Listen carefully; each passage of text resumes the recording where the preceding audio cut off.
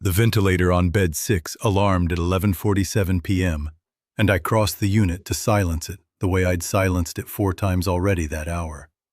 With the flat calm of a man who has decided that if he stops moving, he will start thinking. And if he starts thinking, he will not be useful to anyone. The alarm was a pressure differential, nothing dangerous, just the machine complaining about a slight kink in the circuit tubing where Mrs. Adelson's head had shifted against the pillow. I straightened the tubing, watched the waveform normalize on the monitor, and noted the time on the clipboard I'd been carrying since we locked the doors. My name is Marco Reyes. I am a respiratory therapist, and I have worked in this ICU for 11 years. And until roughly 6 hours ago, the most stressful shift I'd ever pulled was the night a water main broke under the east wing and we lost half our sinks during a flu surge. That night felt like a war.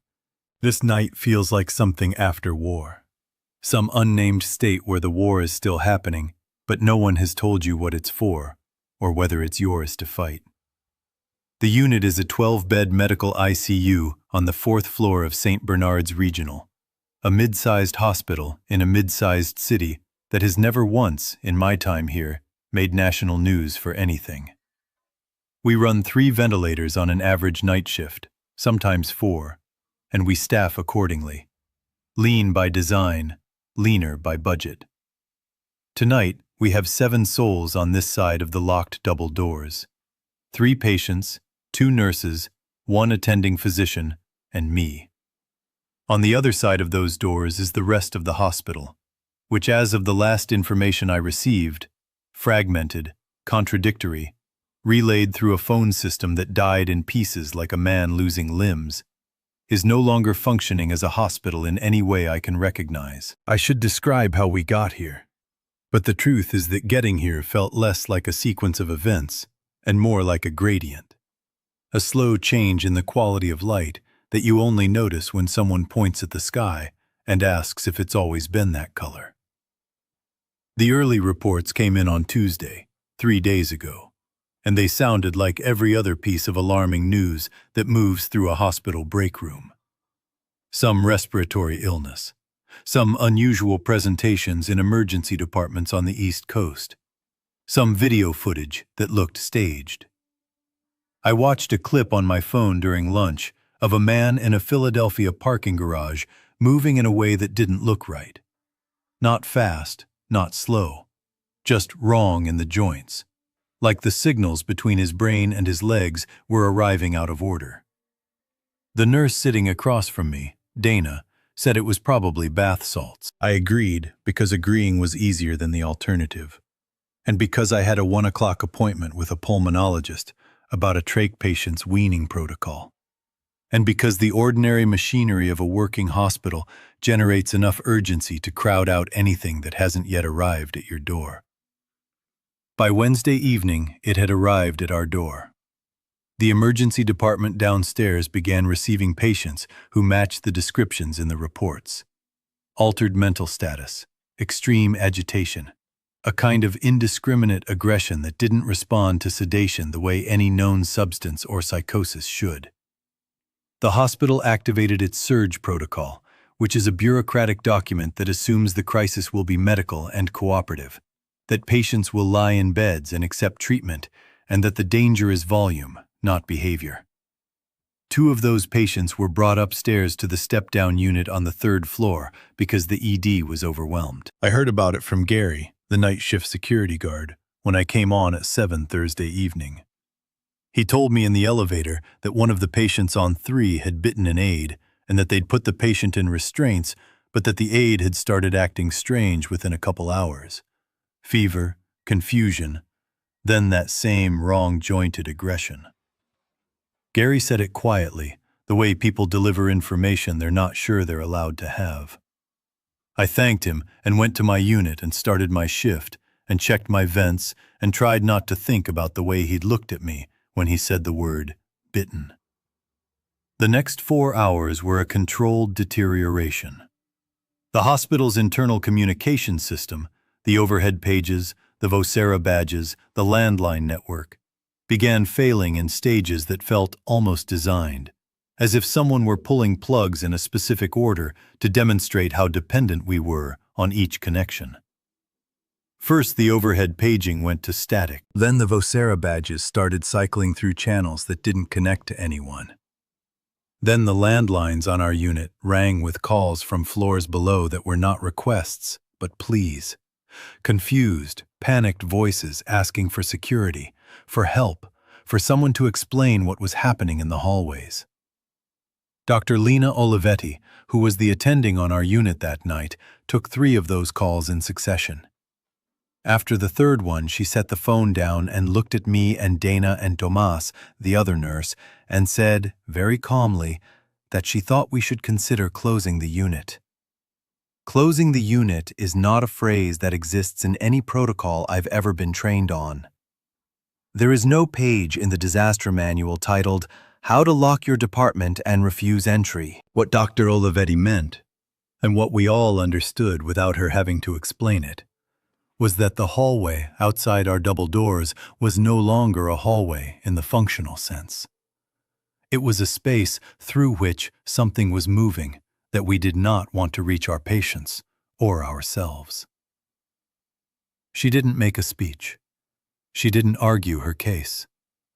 She walked to the double doors, looked through the narrow window into the corridor beyond, and came back and said, "There's blood on the floor by the elevator." Then she looked at me specifically and said, "Marco, what do we have for supplies if we don't open those doors for 12 hours?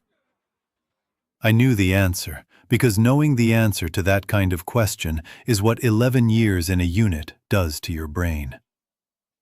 I told her we had enough medical air and oxygen in the wall system to last as long as the hospital's main supply held, which was piped from tanks in the basement. We had 3 ventilator circuits with backup tubing. We had a medication cart that had been restocked at shift change. We had a small refrigerator with saline bags and a handful of IV medications. We had no food. We had water from the sinks as long as pressure held. We had a bathroom. We had a linen closet. We had enough, I told her, if enough meant keeping 3 sedated patients alive and 4 awake people functional. She nodded and said, "Lock it." Tomas locked the doors. He used the manual bolt that exists for lockdown situations, active shooter protocol, which is the closest procedural analogy to what we were doing, though active shooter protocol assumes the shooter is a person with a gun and that police are coming, and that the duration is minutes, not hours.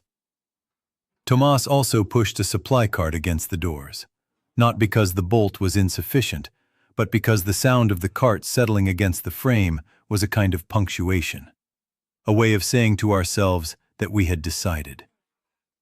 That was 6 hours ago.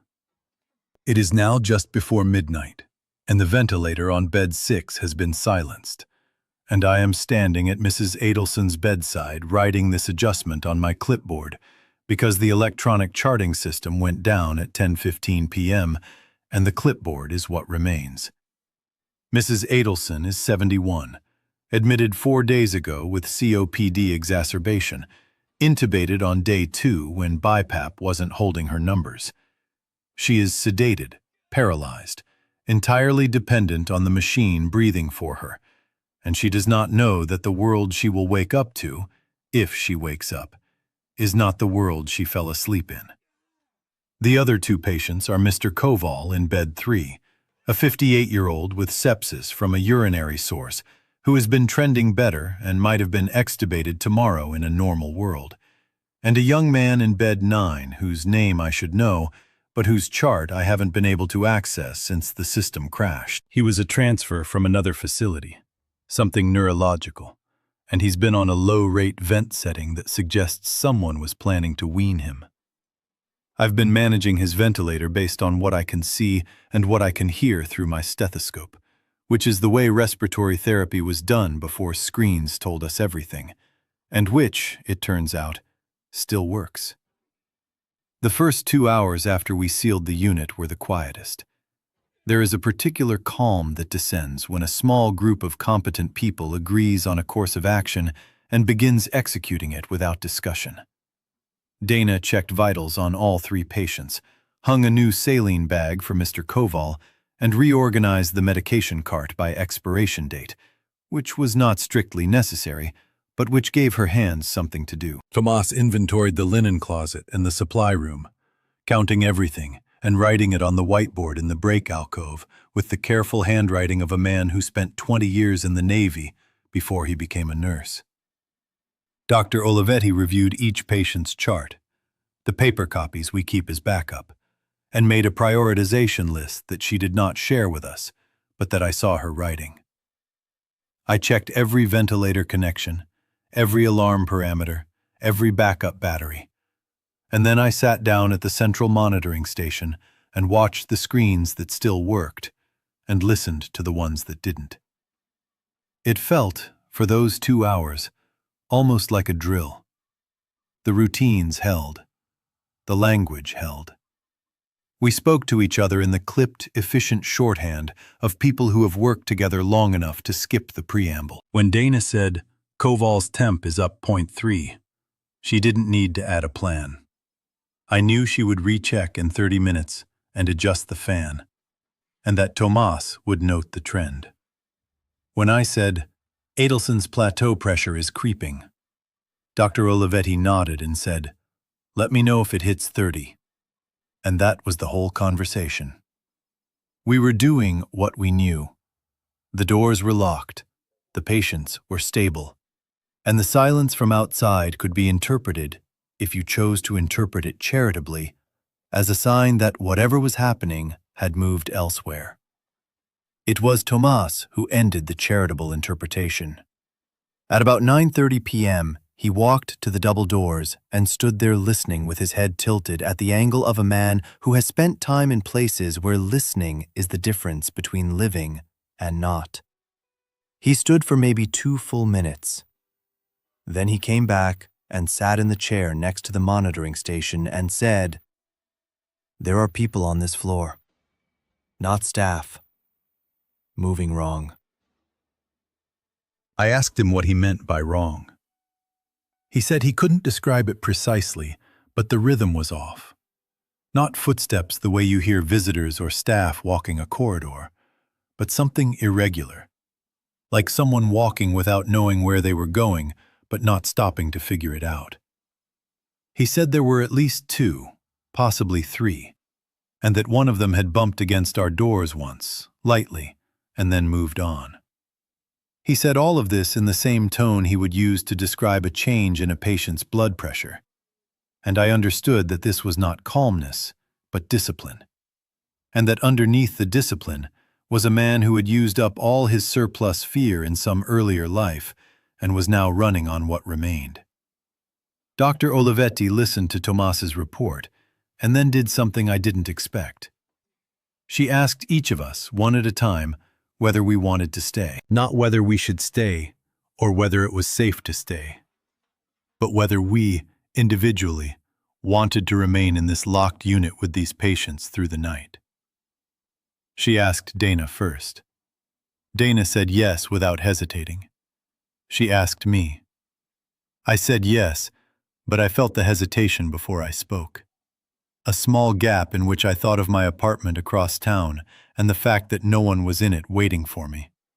And that this absence, which most nights feels like freedom, tonight felt like a different kind of exposure. Not the exposure of being in danger, but the exposure of knowing that if I die here, the apartment will simply remain empty, and the mail will collect, and no one will note the transition. I said yes, and the hesitation was small enough that I don't think anyone caught it.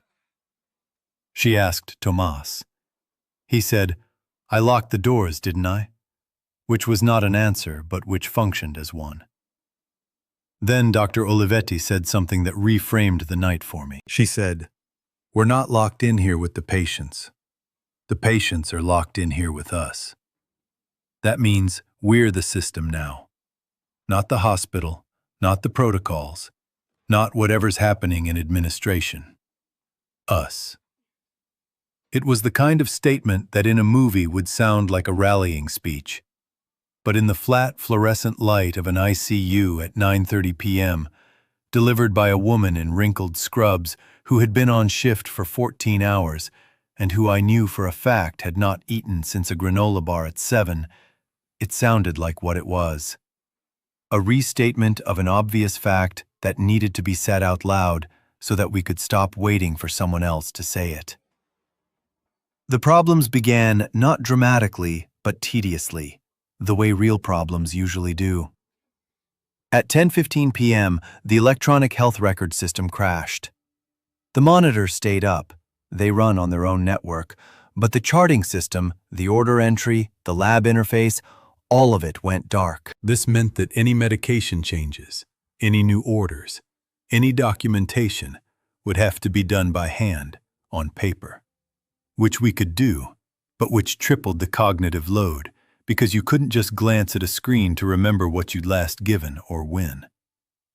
Dana pulled out the paper MAR sheets that we keep in a file cabinet for exactly this situation, and she began reconstructing each patient's medication schedule from memory and from the labels on the IV pumps. She was good at it. She got Coval's right on the first pass. She missed one of Adelson's scheduled meds, a stool softener, not critical, and caught it herself 10 minutes later. The young man in bed 9 was harder, because none of us had been his primary team, and the paper chart that had transferred with him was thin. At 10:40 p.m., the hospital's main phone system died completely. We'd still had sporadic landline function until then. Calls that sometimes connected, sometimes dropped, sometimes connected to the wrong floor. When it went dead, the silence was different from the silence of a phone that simply isn't ringing. It was the silence of a thing that has been present your entire career and is now absent. And your brain keeps reaching for it, the way your tongue probes a missing tooth. At 11 p.m., the lights flickered. They didn't go out. The hospital's generator system is robust, designed to keep critical areas powered through extended outages. But they flickered in a way that made the generator's existence feel less like a guarantee and more like a question. Dr. Olivetti and I looked at each other across the unit, and I could see her doing the same calculation I was doing. If the generator fails, the ventilators have internal batteries good for roughly 4 to 6 hours, depending on settings. After that, we have manual resuscitation bags, and 2 of us would need to be bagging patients continuously while the third managed everything else. It was a scenario I'd trained for exactly once, in a simulation that lasted 20 minutes and left everyone involved exhausted and humbled. Tomas had been quiet since his report about the sounds in the corridor. He'd positioned himself at the near end of the unit, where the double doors were, and had been alternating between checking on patients and standing near the doors in a way that was not dramatic, but was clearly intentional. At about 11:20 p.m., he came to me while I was adjusting the oxygen blend on bed 9's ventilator and said, quietly, that the sounds outside had changed. He said there were more of them. He said one of them had been pressing against the doors for several minutes, not pounding, not trying to break through, just a steady, low-grade pressure, like a person leaning against a surface they didn't know was there. He said the supply cart he'd pushed against the doors had shifted about an inch. I went to the doors with him. I stood on the inside and listened, and he was right. There was a sound that I don't have a clean word for. Not a moan, not breathing, not speech, but something that occupied the space where speech would be if you removed every vowel and every consonant and left only the exhalation. It was the sound of a body using its throat without any intention behind it. And behind it, layered, the shuffle drag of movement that confirmed what Tomas had said about the rhythm being wrong. I could hear at least 3 distinct sources, maybe 4.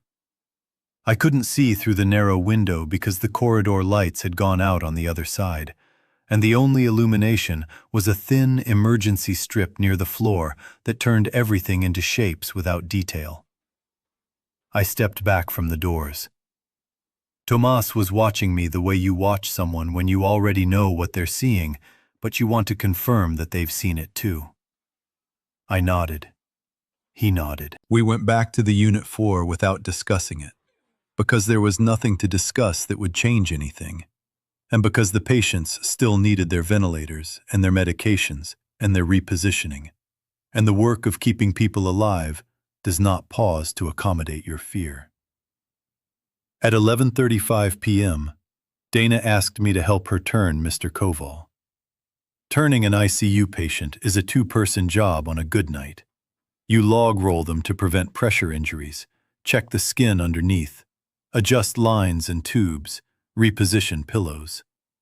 It is one of the most physically intimate things you do for a person who cannot do anything for themselves, and it requires a coordination between two people that is less like teamwork and more like a slow, careful dance.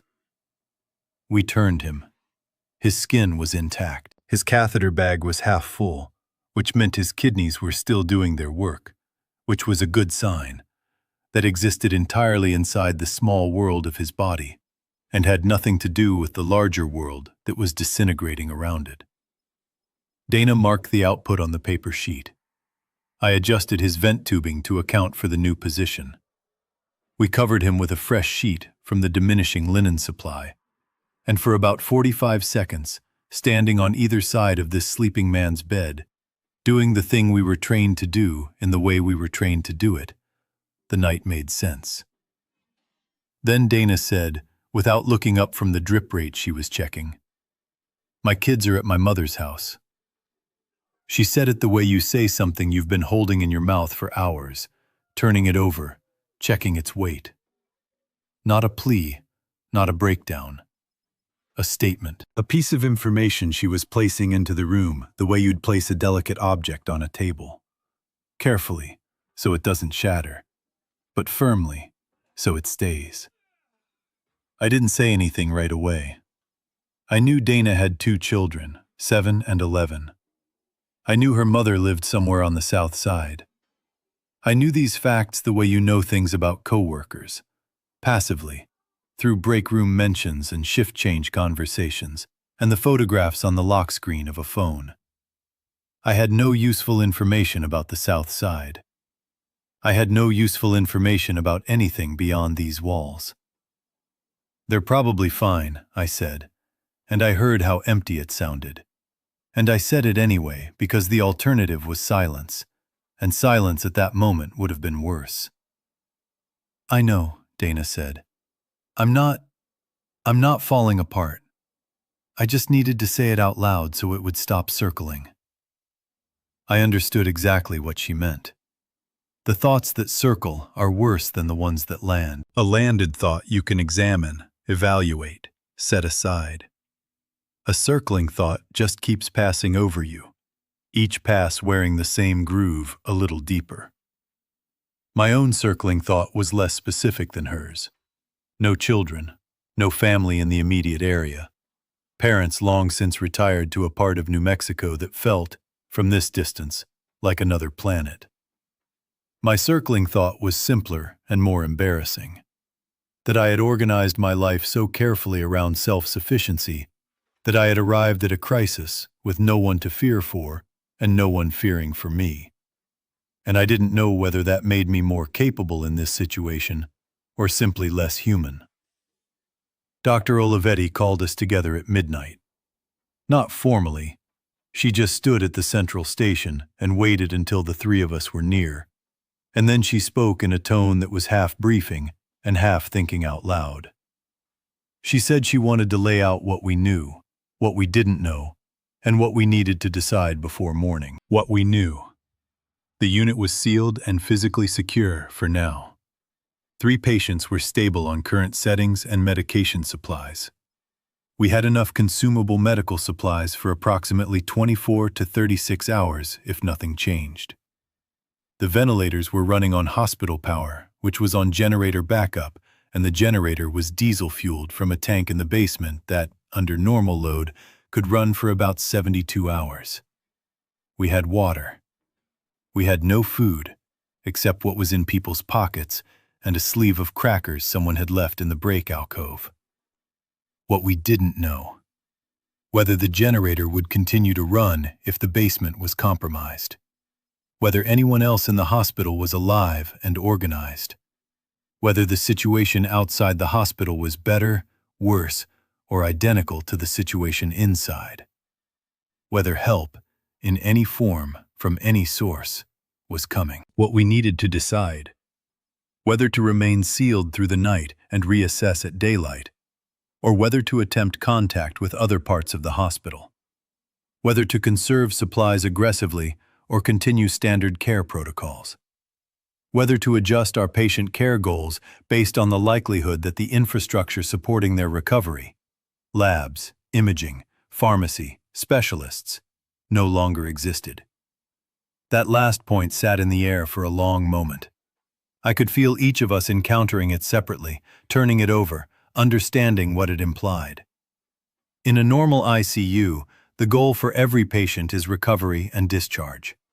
The entire apparatus, the ventilators, the drips, the monitoring, exists to bridge a person across a crisis until their body can resume its own function. But the bridge only works if there's something on the other side. If the hospital is gone, if the system of care that would receive a recovering patient has dissolved, then what are we bridging them toward? Dr. Olivetti didn't answer her own question. She let it stand. Tomas looked at the floor. Dana looked at the monitors.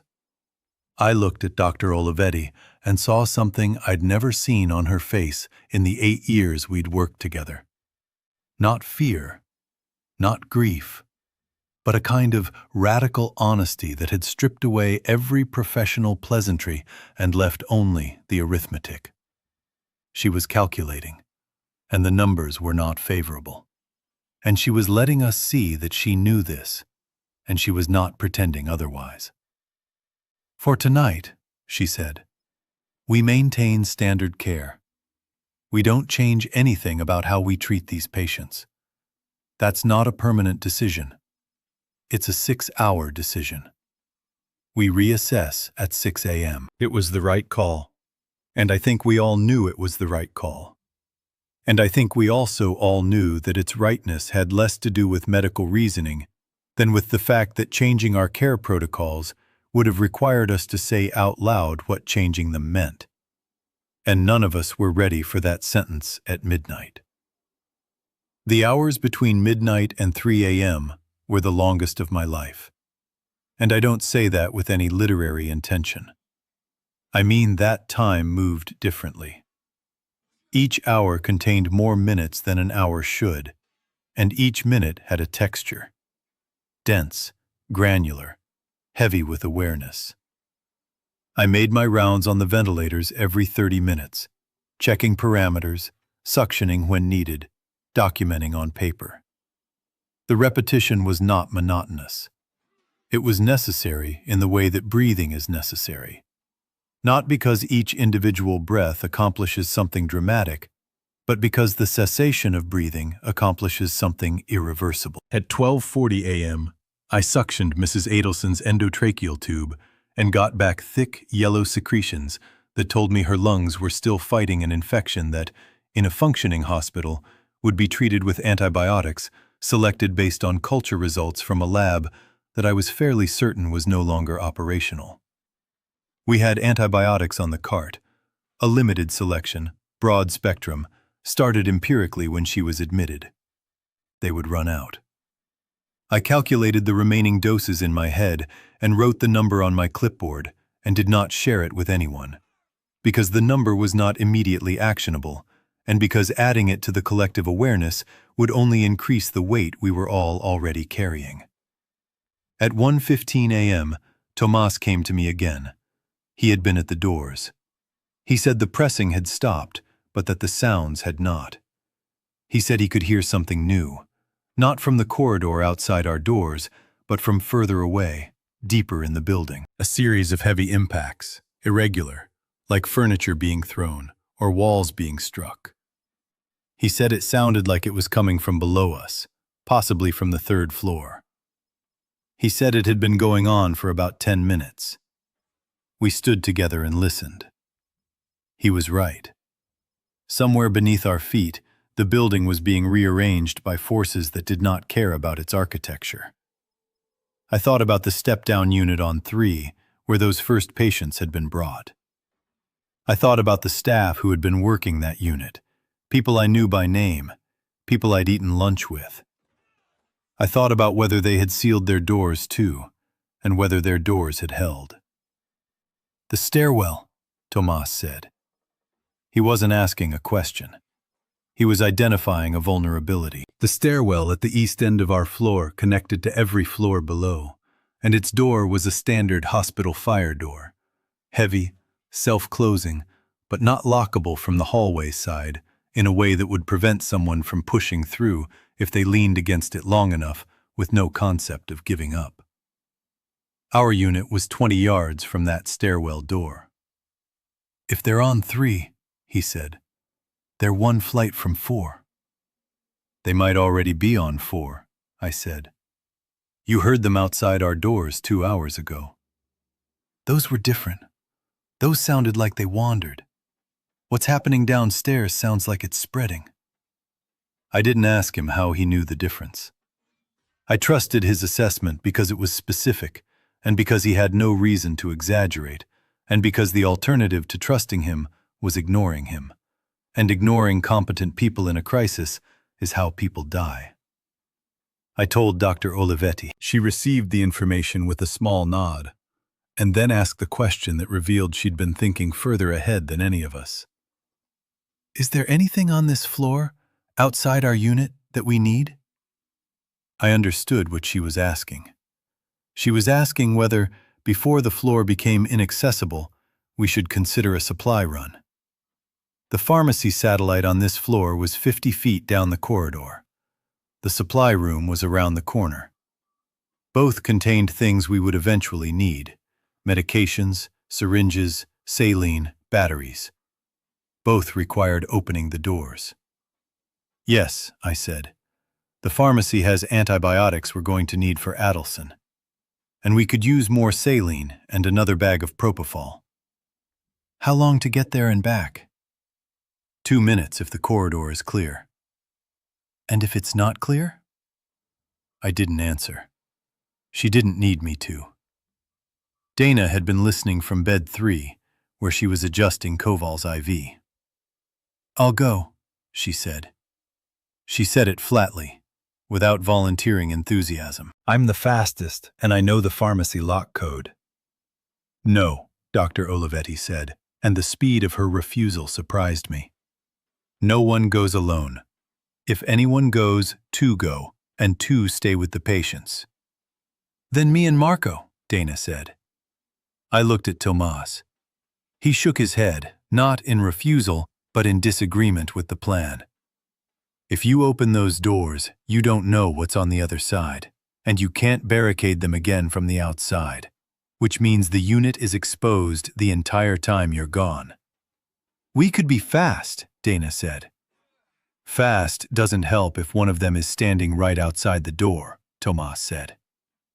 The disagreement was quiet, rational, free of anger. It was the worst kind of disagreement. The kind where everyone is right about different parts of the problem and no synthesis exists that preserves all of their correct observations. Dana was right that we needed supplies. Tomas was right that opening the doors introduced a risk that couldn't be controlled. Dr. Olivetti was right that no one should go alone. I was right that the pharmacy had things we'd need within 12 hours. And all of us were right that we didn't have enough information to calculate the actual danger, which meant every estimate was a guess wearing the costume of a judgment. Dr. Olivetti made the call. "We wait until 4 a.m., she said. "If the sounds outside have decreased by then, Marco and Tomas go. Dana and I maintain the unit. If the sounds have not decreased, we don't go, and we manage with what we have." It was a compromise that satisfied no one completely, which is how you know a decision in a crisis was probably the right one. Dana pressed her lips together but didn't argue. Tomas gave a single nod. I wrote 0400, reassess corridor, on my clipboard and went back to checking ventilators because the ventilators didn't care about our deliberations and the patients behind them cared even less.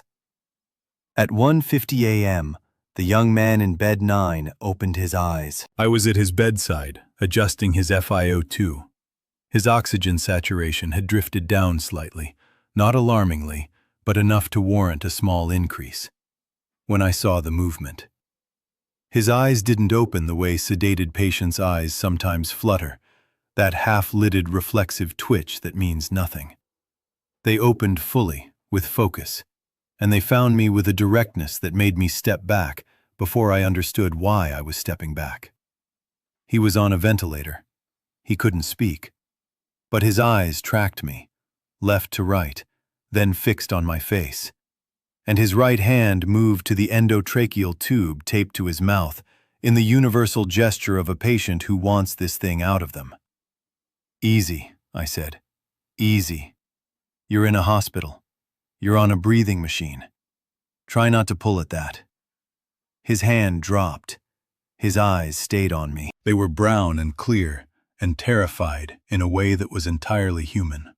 And the relief I felt at seeing that, at seeing a normal human fear response, rather than whatever was happening outside these walls, was so sudden and so complete that I had to put my hand on the bed rail to steady myself.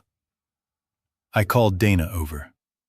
She assessed him quickly, pupils reactive, grip strength symmetric, following commands. She held up fingers, and he counted them correctly by holding up matching fingers on his right hand. She asked him to wiggle his toes, and he did. Whatever had put him on a ventilator, his neurological status now looked remarkably intact. "He might be ready to come off the vent," I said to Dr. Olivetti when she came over. "His settings are already low. If he's following commands and protecting his airway, we could trial extubation." Dr. Olivetti looked at the young man, then at me. I could see the calculation again. An extubated patient is a patient who can breathe on their own, which means one less ventilator to manage, one less circuit to maintain, one less dependency on the power supply. It also means a patient who can speak, who can move, who becomes a person in the room rather than a body in a bed. In normal circumstances, extubation follows a protocol: a spontaneous breathing trial, a cuff leak test, respiratory therapy, and nursing at bedside with re-intubation equipment ready. In these circumstances, the protocol was a luxury, and the practical advantages of having one fewer ventilator-dependent patient were significant. "Do it," she said. "Full precautions. Have the re-intubation kit at bedside." I set up the kit. Laryngoscope, fresh endotracheal tube, bag valve mask, suction. Dana drew up a small dose of midazolam in case he became agitated. I deflated the cuff, suctioned above it, and then told the young man what I was about to do, speaking slowly and clearly because I didn't know what he'd been through or what he understood about where he was. "I'm going to remove the breathing tube. It's going to feel uncomfortable coming out. I need you to cough hard when I tell you to. Nod if you understand." He nodded. "Cough." He coughed, and I pulled the tube in a single smooth motion, and he coughed again, hard and productive, and then he took a breath on his own, ragged, effortful, but present. His oxygen saturation dipped to 89, then climbed to 93, then settled at 95 on a nasal cannula I placed immediately. He lay there breathing, his hand on his throat, his eyes watering. And then he said, in a voice that was raw and barely above a whisper, "What happened?" It was the question, the only question, and it came from a man who had been unconscious while the world rearranged itself, and was now awake in a locked room with strangers and machines and no context. I looked at Dana. Dana looked at Dr. Olivetti. Dr. Olivetti came to the bedside and sat on the edge of the chair beside him, and told him, in plain clinical language that was somehow kinder than any gentle phrasing could have been, what we knew. His name, we learned, was Ellis Porter. He was 26. He'd been transferred from a hospital in the next county for evaluation of seizure-like episodes that turned out to be non-epileptic. He remembered being sedated for a procedure and nothing after. He listened to Dr. Olivetti's explanation with the still, absorptive attention of a person who is processing information too large for immediate reaction. And when she finished, he asked only one question. "Is this the whole floor?" "This is the whole unit," Dr. Olivetti said. "We don't know about the rest of the floor." "How long have the doors been locked?" "About 7 hours." Ellis looked at the ceiling for a long moment, then looked back at Dr. Olivetti. "What do you need me to do?" It was not the response I expected. I expected fear or denial, or the kind of desperate negotiation that people enter when reality exceeds their framework. Instead, this 26-year-old who had woken up inside a crisis he hadn't witnessed skipped every intermediate stage and arrived directly at utility.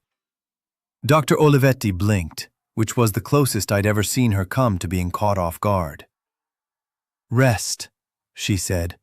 "Breathe. Let your throat recover. We'll reassess in an hour." Ellis nodded and closed his eyes, but he didn't sleep. I could tell because his breathing didn't change to the slow, deep pattern of sleep. He lay there with his eyes closed, breathing deliberately. And I recognized the behavior because I'd seen it in patients who were managing pain without medication. A conscious regulation of the body by the mind. A refusal to let the autonomic responses run unattended. At 2:20 a.m., something changed outside the unit. The sounds that Tomas had been monitoring shifted in a way that was perceptible even from the central station, 20 feet from the doors. There had been a background noise, a low, irregular ambient hum of movement and those voiceless exhalations that we'd acclimated to, the way you acclimate to the sound of rain on a roof. It becomes part of the environment. You stop hearing it as a distinct thing. Then, abruptly, it intensified. The movement sounds increased in frequency and seemed to acquire direction, as if whatever was in the corridor outside had been drifting randomly and was now oriented toward something specific. Then we heard a voice. Not one of theirs, a human voice. A woman's voice, high and frightened, coming from somewhere on the 4th floor outside our unit, screaming words I couldn't make out through the doors and the walls, but whose tone was unmistakable. She was calling for help. Everyone froze. That's not a figure of speech. Tomas stopped mid-step near the doors. Dana's hand halted above a medication port. I stood at the central station with my pen suspended above my clipboard. Dr. Olivetti turned from the whiteboard where she'd been recalculating medication doses. We all froze, and in that frozen moment, each of us became a separate moral universe performing the same impossible calculation. The screaming lasted about 15 seconds. Then it stopped in a way that was worse than the screaming itself. Not fading, not moving away, just stopping. The way a sound stops when the thing making it is no longer able. After the stop, the ambient noise outside our doors changed again, acquiring a density it hadn't had before, as if more bodies had converged on the same area. Dana made a sound. It was small, involuntary, something between a breath and a word. She turned away from the doors and walked to bed 3 and checked Koval's IV rate, which didn't need checking, and I understood that she was doing what I had been doing all night, using the patients as an anchor, returning to the work when the world became too large to face directly. Tomas stood at the doors for a full minute after the screaming stopped. Then he walked back to us and said, "We couldn't have reached her." He said it without being asked, which meant he was answering the question he knew we were all holding. Even if we'd opened the doors the second we heard her, She was too far down the corridor, and they were between us and her. "You don't know that," Dana said, not looking at him. "I know the layout of this floor, and I know where her voice was coming from, and I know what I heard between here and there." "You don't know," Dana started, and then she stopped herself, and the silence she created by stopping was more eloquent than anything she might have said. She didn't believe her own objection.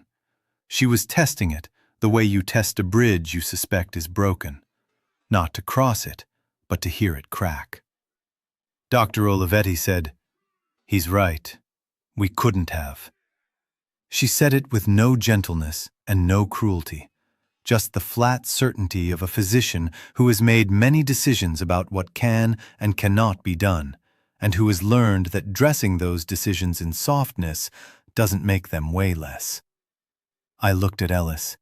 His eyes were open. He had heard everything.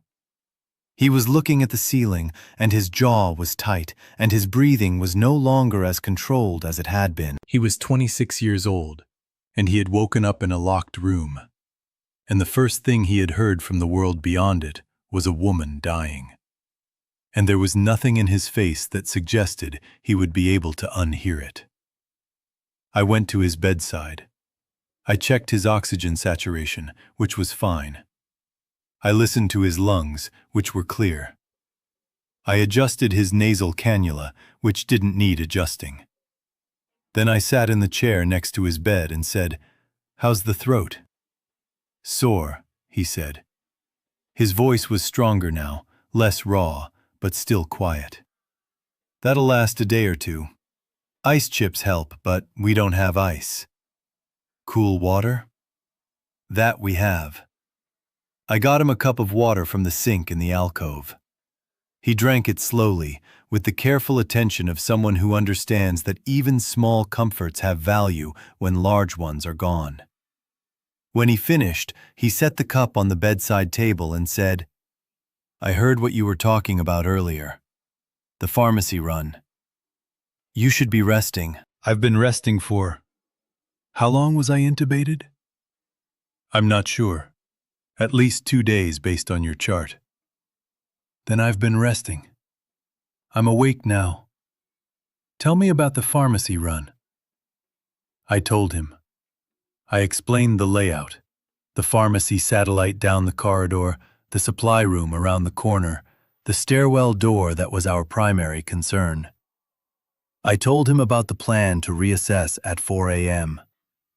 He listened with that same absorptive attention and then said, "I can move. I don't know how fast, but I can move. If you need another person, you were just extubated. Your body is still, my body is fine. My body was in bed for 2 days with a tube down my throat, and it wants to move. I'm not offering to be heroic. I'm offering to carry things." There was something in his voice that I recognized. Not bravery, not recklessness. Need. He needed to be useful because being useful was the only framework available to him for processing what he'd just heard. The woman's scream had entered him, and he needed to convert it into action, or it would convert into something he couldn't manage. I'd seen this in hospitals before. Family members who clean rooms, who organize paperwork, who ask the nurse if there's anything they can do, not because anything needs doing, but because stillness in the presence of suffering is its own kind of agony. "I'll mention it to Dr. Olivetti," I said. "Thank you." He paused. "Marco, right? I heard the others say your name." "Marco Reyes, respiratory therapist." "You're the one who took the tube out." "I am." "Then I owe you a breath. Seems like a good debt to have in a situation like this." I almost smiled. It was the closest I'd come to smiling in 7 hours, and it felt strange on my face, like a muscle I'd forgotten I had. The hours between 2:30 and 4 a.m. were the hours when the ICU stopped being an ICU and became something else. Not suddenly, There was no single moment of transformation, but gradually, the way a house becomes a home, or a home becomes a prison, through the slow accumulation of small recognitions that the original definition no longer holds. Mr. Koval's temperature continued to climb. At 2:45, it was 39.1 Celsius, up from 38.4 at midnight. The trend was not catastrophic, but it was moving in the wrong direction. And the antibiotics he was on had been chosen based on preliminary culture data that we could no longer follow up on. In a functioning hospital, I would page the infectious disease consult. The pharmacist would review the sensitivities. A new antibiotic would be selected, dosed precisely, administered within the hour. Here, we had what we had on the cart, and Dr. Olivetti's clinical judgment, which was considerable, but which operated now without the support structure that clinical judgment is designed to lean on. She changed his antibiotic. She chose meropenem from the limited supply on the cart, a broad-spectrum carbapenem that was, in her words, the biggest hammer we have. She calculated the dose by hand on a piece of paper, double-checked it against a drug reference card she kept in her pocket, a laminated card from residency, years old, that she'd never thrown away, and that was now, in the absence of electronic references, the most valuable piece of technology in the room. Dana hung the new medication. We watched his temperature. At 3:30 it was 39.0. At 3:45 it was 38.9. The trend was responding, maybe. Or maybe it was coincidence. Or maybe the fever was doing what fevers sometimes do, and fluctuating on its own schedule. We would know in a few hours, which is a statement that in medicine always means we are waiting and calling it a plan. Mrs. Adelson's ventilator alarmed again at 3:10 a.m., and this time it wasn't a kink in the tubing. Her peak pressures were climbing, which meant something was changing in her lungs. More fluid, more inflammation, more resistance to the air I was pushing in. I increased her PEEP by 2 centimeters of water and deepened her sedation slightly, which were the two interventions available to me without imaging or labs. The adjustments helped, the pressures stabilized, but the direction was clear. She was getting worse, and the tools I had to address that worsening were finite and shrinking. At 3:20 a.m., I stood alone in the alcove where the break area was, a small space with a counter, a microwave, a sink, and the sleeve of crackers. And I ate 2 crackers and drank a cup of water and stared at the wall. The wall had a poster on it about hand hygiene, the kind of cheerful institutional graphic that exists in every hospital in the country, with cartoon hands and arrows showing the proper technique. I had seen this poster every shift for years and never once consciously looked at it. Now I looked at it, and it struck me as an artifact from a civilization that had been so thoroughly organized, so confident in its own continuity, that it could afford to spend money printing posters about how to wash your hands. The gap between that civilization and the one I was currently inhabiting, a locked room with dwindling supplies and sounds outside the doors that I was training myself not to interpret, felt not like a distance, but like a severance, a clean cut between before and after. My phone was in my pocket. It had died at 1 a.m., battery exhausted from the hours I'd spent intermittently checking it for signal, for news, for any indication that the world beyond this building still had structure. I'd stopped checking when the battery hit 5%, conserving it out of some reflexive instinct, but conserving it for what? There was no one to call. My parents in New Mexico hadn't answered when I'd tried them at 9, and whether that meant the network was down or something worse was a question I had placed in a sealed compartment in my mind and welded shut. My ex-girlfriend Maria, whom I had not spoken to in 8 months and who lived in Denver, was not someone I would call in a crisis, and the fact that I thought of her now told me something about the way fear reorganizes your priorities, surfacing people you thought you'd filed away. I ate a third cracker and went back to work. At 3:55 a.m., 5 minutes before our planned reassessment, Tomas came to Dr. Olivetti and reported that the corridor outside had been quiet for approximately 40 minutes. Not silent. He could still hear distant sounds from deeper in the building, the continuing evidence of destruction on lower floors, but the immediate area outside our doors seemed to have cleared.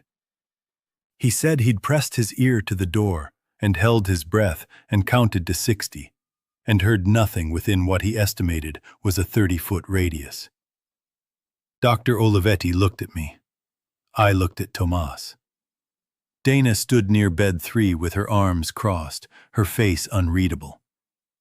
"If we go," Dr. Olivetti said, "what exactly do we get, and how long does it take?" I recited the list I'd been compiling in my head for 4 hours. From the pharmacy, meropenem, vancomycin, propofol, fentanyl, midazolam, normal saline flushes, heparin flushes, a bag of lactated ringers if available. From the supply room, suction canisters, ventilator circuits, batteries for the laryngoscope, gloves, syringes. Total time if both locations were accessible and unlocked, 3 to 4 minutes. "The pharmacy will be locked," Dana said. "Code is 4721. The supply room should be open." "Who goes?" Tomas asked, and the way he asked made it clear he already knew. "You and me," I said, "as planned." "I should go," Tomas said. "But not you. You're the only RT. If something happens to you, nobody manages the vents." He was right. The logic was clean and inarguable. If Tomas was lost, we lost security and nursing capability, which was significant but which Dana could partially cover. If Dana was lost, we lost a nurse, which Dr. Olivetti could partially cover. If I was lost, we lost the only person trained to manage 3 ventilators, troubleshoot circuits, and perform emergency intubation, and no one could cover that. If Dr. Olivetti was lost, we lost the only physician, which was catastrophic in a different way. The calculus was brutal, and it operated on a logic that treated people as functions rather than persons, and I hated it, but I couldn't refute it. "I'll go with Tomas," Ellis said from bed 9. He'd been sitting up for the past hour, moving his legs, testing his strength. His voice was still rough, but his color was good, and he was steady when he stood. "Absolutely not," Dr. Olivetti said. "You were extubated 3 hours ago. And I can walk, and I can carry things, and I'm the least medically essential person in this room. That's not self-pity, that's math." He looked at Dr. Olivetti with a steadiness that belied his age and his situation. "Same math you've been doing all night." The room was quiet. The ventilators cycled. The monitors beeped their slow, regular confirmations of life. "He's not wrong," Tomas said quietly. Dr. Olivetti looked at Ellis for a long moment, the kind of look that weighs a person not by what they say, but by what's behind it. Then she looked at me, and I saw that she was asking me to make this decision with her. Not because she needed my permission, but because the weight of it was too specifically concentrated to carry in one set of hands. "If his sats stay above 94 on room air for the next 5 minutes, he's oxygenating fine," I said. I removed his nasal cannula. We watched the monitor. His saturation held at 96, then 95, then 96 again. His lungs were doing their job. 5 minutes to the pharmacy and supply room and back, Dr. Olivetti said to Tomas. "You take the lead. Ellis carries what you hand him. If anything is wrong, anything, you come back immediately.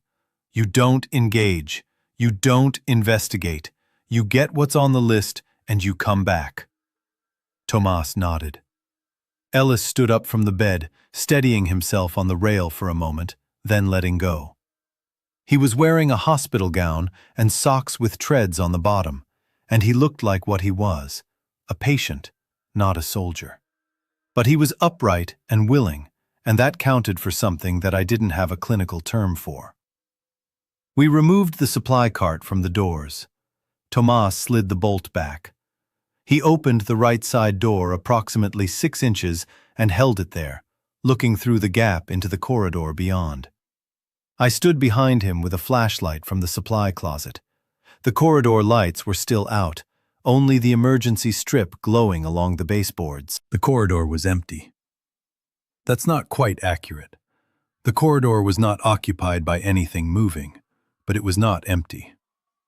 The flashlight beam showed a floor that was marked with dark streaks that I identified as blood by their color and consistency, and that I chose not to examine more closely than that. There was a wheelchair on its side near the elevator bank. There were objects on the floor that might have been personal belongings, a shoe, papers, a plastic bag. The emergency exit sign at the far end glowed red, the only institutional light source that remained, and under its glow, the corridor looked like what it was, a place that had been passed through by violence and then abandoned. Tomas stepped out. Ellis followed. I held the door and watched them move down the corridor.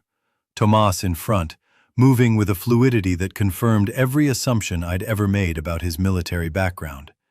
Ellis behind, keeping close, his gown absurdly bright in the dim space. They reached the pharmacy satellite. Tomas punched in the code. The door opened. They went inside. I counted seconds. I got to 47 before they emerged. Tomas was carrying a white pharmacy bag bulging with vials and containers. Ellis had a bag in each hand, one from the pharmacy, one that Tomas must have filled from the supply room inside the pharmacy itself. They moved back toward me at a pace that was controlled but urgent, and I could see on Tomas's face the particular expression of a man who is listening to everything around him while appearing to focus only on what's ahead. They were 15 feet from the doors when Ellis stopped. He didn't stop gradually. He halted, the way you halt when your body processes something before your mind catches up. He was looking past me, past the doors, down the corridor in the other direction, toward the stairwell. I turned. At the far end of the corridor, maybe 40 feet away, something was standing in the red glow of the emergency exit sign. I say something because, while it had the shape of a person, the way it held itself, the angle of the head, the distribution of weight, the absolute stillness that was not the stillness of a person choosing to stand still, but the stillness of a thing that had no reason to move until it did, removed it from the category of person and placed it somewhere else. It was wearing scrubs. I could see that much. Hospital scrubs, dark-colored, and the ID badge was still clipped to the chest, catching the red light. It hadn't seen us. Or it had seen us and didn't process sight the way we did. It stood there, oriented slightly away from us, its head tilted at an angle that suggested it was responding to some stimulus I couldn't identify. A sound, a smell, something operating on a sensory channel I didn't share. Tomas moved. He didn't run. He walked past me through the door, guiding Ellis in front of him with one hand on the young man's back, firm and directed. Ellis came through. Tomas came through. I closed the door. I slid the bolt. Tomas and I pushed the supply cart back into place. None of us spoke during any of this. The coordination was not planned. It was the kind of synchronization that happens between people whose bodies understand a situation faster than their mouths can. When the cart was in place, Ellis sat down on the floor with his back against the wall and put his head between his knees and breathed. Tomas set the pharmacy bag on the counter and began unpacking it with steady hands.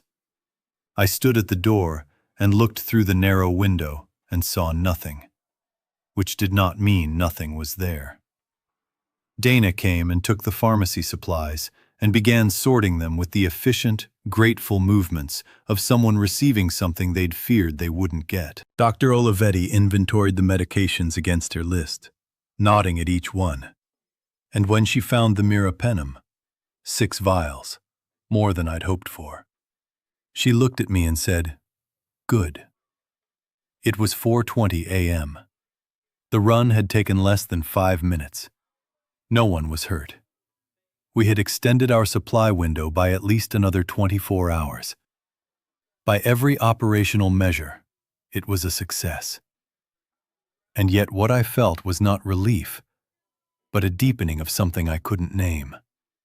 A sense that each successful action inside this unit was a small island being built in a rising ocean, and that the ocean did not care about islands. Ellis recovered quickly from his moment on the floor. Within 10 minutes he was upright, helping Dana organize the supplies on the counter, moving with the careful deliberateness of someone who is using physical activity to overwrite a mental image. I recognized the strategy because I'd been employing it all night.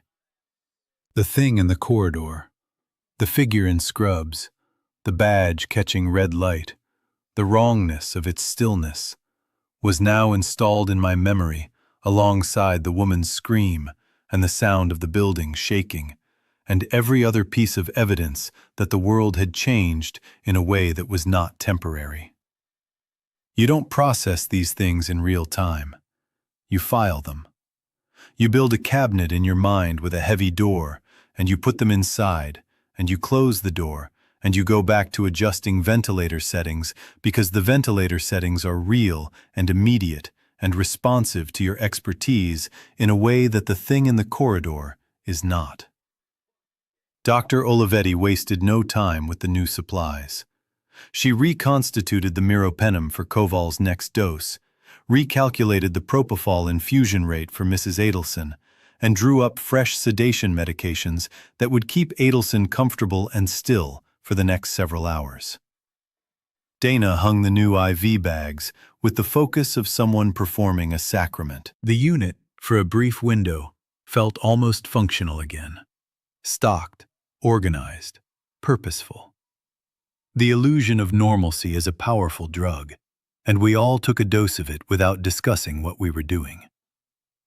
At 4:45 a.m., I made my rounds. Mrs. Adelson. Ventilator pressures had stabilized with the PEEP increase, oxygen saturation holding at 92, sedation adequate, no signs of distress. The new propofol would keep her settled. Mr. Koval. Temperature holding at 38.8, the meropenem potentially beginning to work. Urine output steady, mentation appropriate when roused. He opened his eyes when I checked his IV site and looked at me with the quiet awareness of a man who knows more than he's been told and has decided not to ask. Ellis Porter. Breathing comfortably on room air, saturation 96, lungs clear bilaterally, throat still sore but managing. He'd moved from his bed to a chair near the central station, positioning himself where he could see the monitors and the doors simultaneously. And I noticed that he'd adopted a posture almost identical to Tomas's, alert, contained, oriented toward potential threat. Whether he'd learned this from watching Tomas or whether it was instinct, I couldn't say.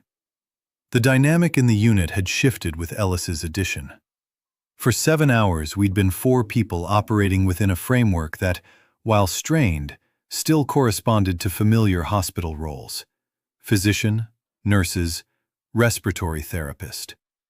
Ellis didn't fit any of those roles. He was a patient, technically, but a patient who was ambulatory and capable and had just walked through a dark corridor past a thing that used to be a person and come back carrying supplies.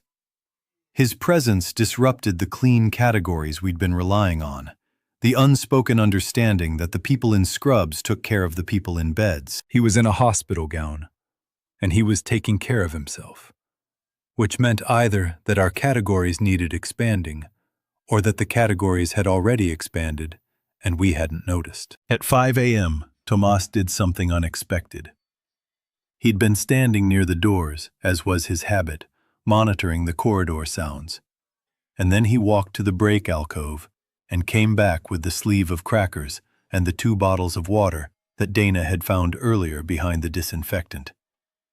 He set them on the counter at the central station and divided the crackers into even portions.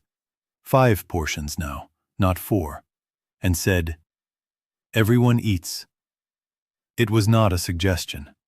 It was an order, delivered with the quiet authority of a man who understood that physical depletion was as dangerous as any external threat, and that people under stress will forget to eat until the forgetting becomes its own emergency. We ate. The crackers were stale and salted and tasted like the best thing I'd ever put in my mouth, which was not true, but which felt true, because my body had been running on adrenaline and water for 10 hours, and the salt and carbohydrate hit my bloodstream like a message from a world where needs could still be met. We drank water. We stood in a loose circle at the central station and ate crackers and drank water, and nobody spoke, and the silence was not uncomfortable. It was the silence of people who have passed through something together and no longer need speech to confirm their connection. The monitors beeped behind us. The ventilators cycled. Outside, the building creaked with whatever was happening inside it. And for about 4 minutes, standing in the low light eating stale crackers, we were just people sharing a meal. Ellis broke the silence. "I want to know something," he said. "And I think everyone in here wants to know it, but nobody's asking it." Dr. Olivetti looked at him. "Go ahead. Is anyone coming for us?" The question sat on the counter between the cracker wrappers and the water bottles, plain and undecorated. Not rhetorical, not anxious. A question of fact that none of us could answer with fact. "We don't know," Dr. Olivetti said. "But what do you think?" She considered this. I watched her weigh honesty against morale, the physician's eternal calibration. "I think the military is still operational. Marco and I heard a helicopter too." She paused, recalculated. The helicopter belonged to a different version of this story, one I was still constructing. "We haven't heard any organized response," she corrected. "No announcements, no sirens, no communication from hospital administration or emergency management. That doesn't mean no one is coming. It means we don't have evidence either way." "So we could be here for days," Ellis said. "We could be here for a while," Dr. Olivetti said, choosing a word that was honest without being specific. "Which is why we're managing supplies carefully and making decisions in intervals rather than absolutes." Ellis nodded. He accepted this the way he'd accepted everything since waking up, with a directness that I was beginning to understand was not courage, but a kind of radical practicality, a refusal to spend energy on reactions that didn't produce results. He was 26, and he'd been a patient 12 hours ago, and now he was a participant. And the speed of that transition told me something about either his character or his generation, or both. At 5:30 a.m., the sounds in the building changed again. This time, the change was not an intensification, but a redistribution. The impacts from the lower floors, which had been a constant bass note for hours, diminished. The corridor sounds, which had been intermittent, ceased almost entirely. The building settled into a quiet that was not peaceful, but exhausted. The quiet of a structure that has been subjected to forces it was not designed for, and has reached some temporary equilibrium. Tomas noticed it first, as he noticed everything first. He stood at the doors with his head tilted, and then he walked the length of the unit, window to window, listening at each one. He came back and said, "They're moving outward, away from the building." "How can you tell?" Dana asked. "The density of sound has shifted. It was concentrated inside, multiple floors, lots of movement. Now it's thinner. The sounds I'm hearing are coming from further away, and they're moving further. I think daylight is pulling them out. I didn't ask him to justify this theory. It aligned with something I'd vaguely registered over the past hour, that the figures I'd seen in the parking lot, the ones moving in that directionless mechanical way, had been moving away from the building rather than toward it. If the infected, and that was the word I'd been avoiding, the word that made the thing real in a way that them and they didn't. If the infected were light-sensitive or light-responsive, if daylight triggered some kind of dispersal behavior, then the building might become safer during the day and more dangerous at night. It was a hypothesis based on almost no data, but almost no data was all we had, and the hypothesis, if correct, had implications for everything we might need to do. Dr. Olivetti heard Tomas's assessment and immediately began restructuring her thinking, which I could see happening on her face, the micro-expressions of a mind reorganizing priorities, discarding one framework and assembling another. "If the building clears during the day," she said, "then daylight is our window for everything. Movement, supply runs, reconnaissance, contact with anyone else who might be in the building." "And night is when we seal up and hold," Tomas said. Exactly. It was the first time our planning had extended beyond the immediate survival interval. For 10 hours we'd been thinking in increments of 30 minutes, then 60, then 4 hours. Now, suddenly, we were thinking in cycles, day and night, active and defensive, a rhythm that implied continuation, a future measured not in hours, but in days. The shift was subtle, but I felt it in my chest. A small rearrangement of internal weight, the difference between bracing for impact and planting your feet. The first light of dawn had been turning the unit from shadow to gray, and now, at 5:50 a.m., actual sunlight arrived. It came through the east windows in long, warm shafts that struck the floor and the bed rails and the monitor screens with a clarity that felt almost aggressive after the hours of darkness and flashlight. The unit, illuminated, looked worse than it had in the dark. The disorder I'd catalogued mentally was now visible in high definition. The blood-streaked gloves in the trash from the chest tube placement. The improvised paper charts curling at their edges. The faces of my colleagues drawn and shadowed and older than they'd looked 12 hours ago. But the light also did something else. It made the patients visible as people rather than as configurations of tubes and numbers. Mrs. Adelson's face, which I'd been monitoring all night as a set of data points, pupil reactivity, skin color, signs of distress, was now a face. Gray hair matted against the pillow. A wedding ring on her left hand that I hadn't noticed in the dark. Laughter lines around eyes that were closed and would remain closed until the sedation lightened, if we let it lighten. If there was a reason to let her wake into this. Mr. Koval's face was ruddy with fever, but recognizably human. Recognizably a particular man with a particular history. And when the sunlight touched his pillow, he turned toward it in his sleep like a plant. Some deep phototropic instinct that disease and sedation couldn't override. Ellis was standing at the east window. He'd found a set of scrubs. Tomas had pulled them from the linen closet, a size too large, but better than a gown. And he stood in the light, looking out at the parking lot and the access road, and the strip of suburban sprawl beyond it. And his face held an expression I can only describe as inventory. He was counting what he could see, cataloging it, building a map of the new world from a fourth-floor window.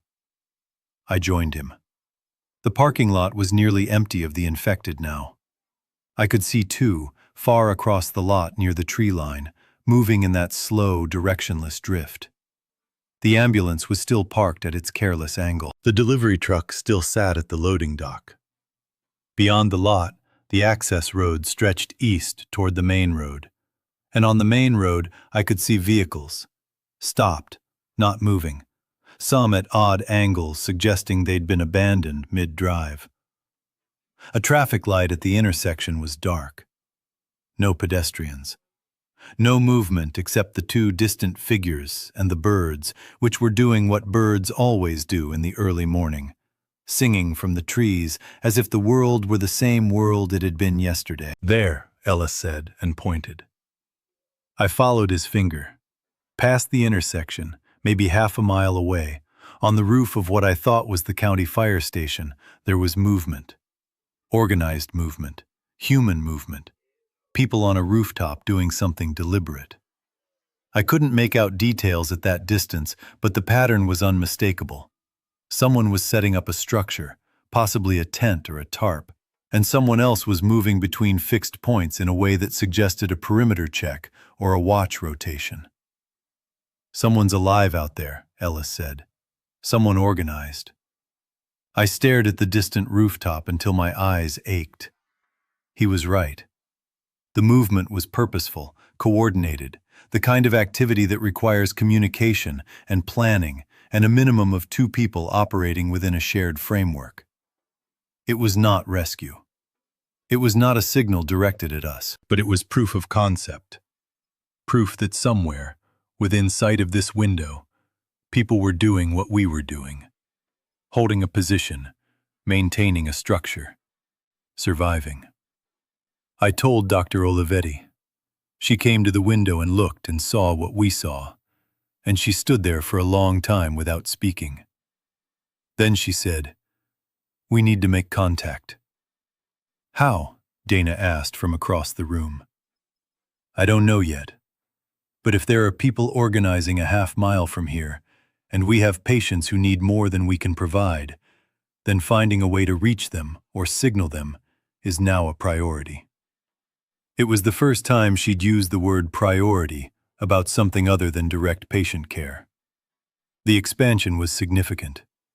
For 10 hours, every decision had been made in service of the patients in these beds, their ventilators, their medications, their vitals. Now, Dr. Olivetti was acknowledging that serving those patients might require acting beyond the walls of the unit. That the best thing we could do for Mrs. Adelson and Mr. Koval and Ellis might not be another vent adjustment or another antibiotic dose, but a connection to an external structure that could do what we could not. At 6:15 a.m., Mr. Koval woke fully.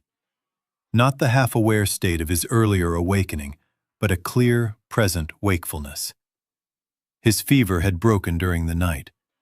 Dana took his temperature and found it at 37.4, which was a trajectory that suggested the meropenem was working, and his immune system was responding, and his body, at least, was living in a world where cause and effect still operated. He sat up in bed under his own power, looked around the unit, took in the barricaded doors and the paper charts and the 5 people who were not the usual staff configuration, and said with remarkable composure, "I take it things have gotten worse since last night." Dr. Olivetti told him the truth.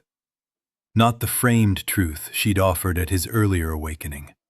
Not the physician's curated version, but the full account. The outbreak, the hospital's collapse, the sealed unit, the night, the supplies, the figures in the corridor. She told him about the woman's scream. She told him about the run to the pharmacy. She told him about the people on the distant rooftop.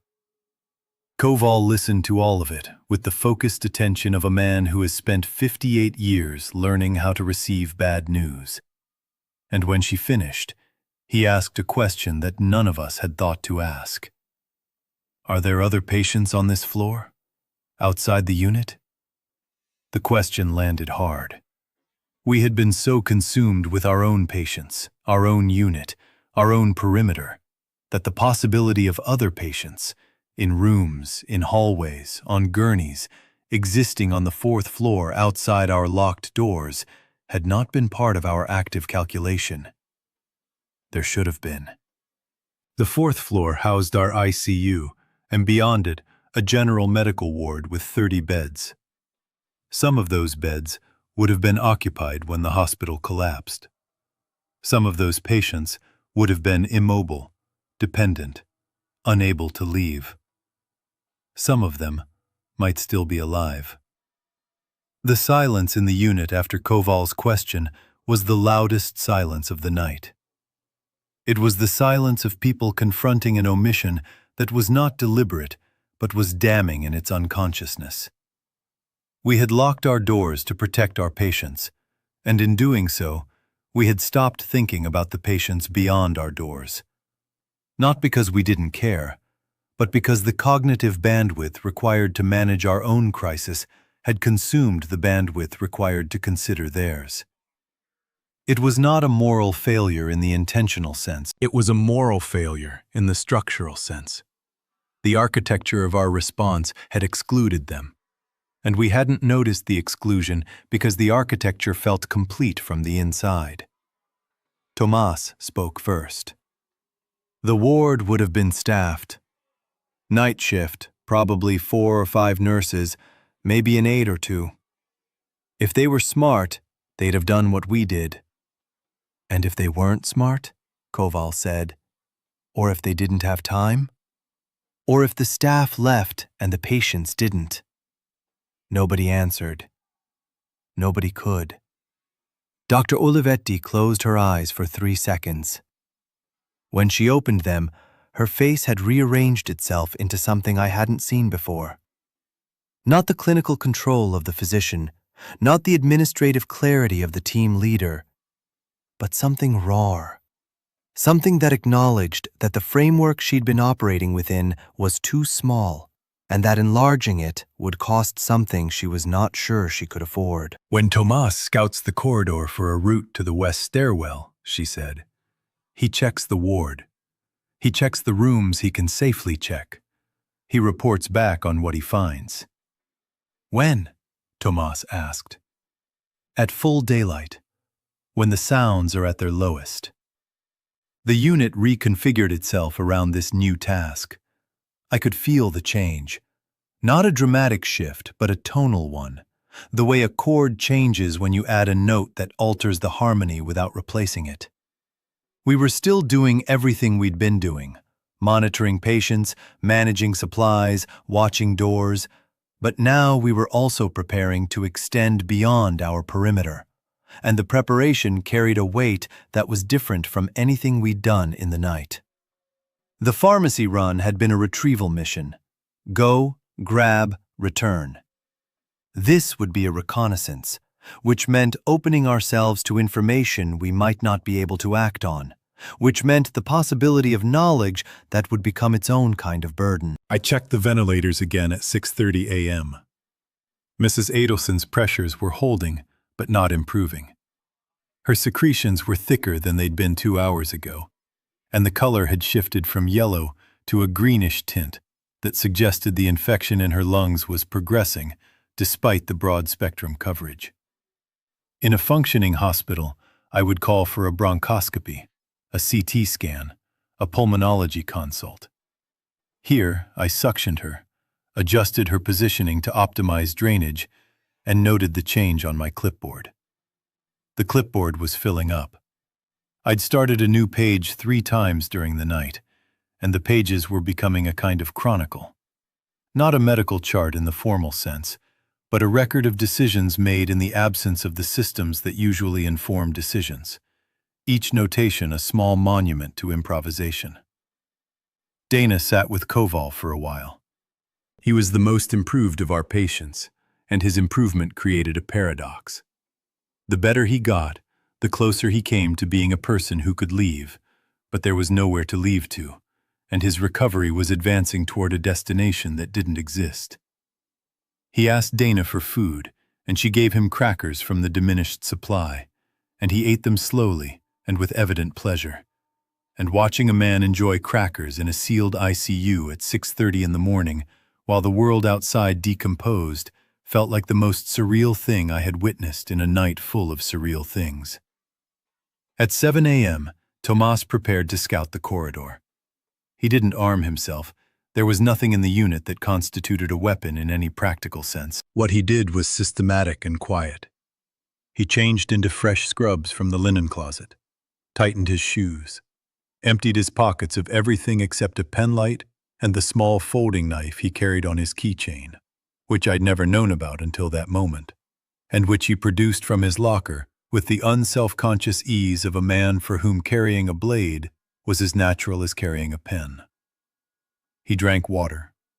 He stretched his shoulders and his neck in a way that was not theatrical but functional, loosening muscles that had been held taut for 11 hours. Dr. Olivetti gave him instructions that were precise without being rigid.